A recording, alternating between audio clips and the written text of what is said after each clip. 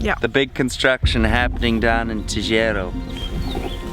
We're on the front line making sure it goes down with one soul.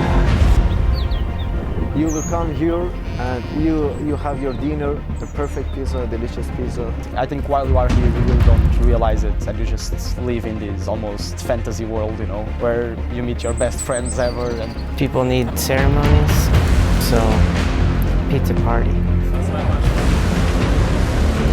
There's 3 stages that are in operation.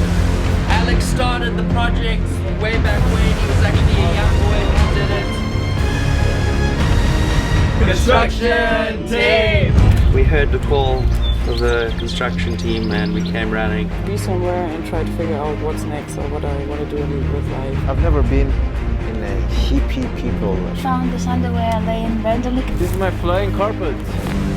This was just a bare field. Gotta choose if you're unique and if you're not. Move out, guys! Move out! Move out, guys! Welcome to Tojeiro.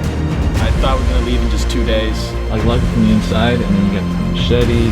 It's like stepping into a different culture. That's what it's like. It's like I've been here for a little over a year. We are here to make a life. This is the trip. So it's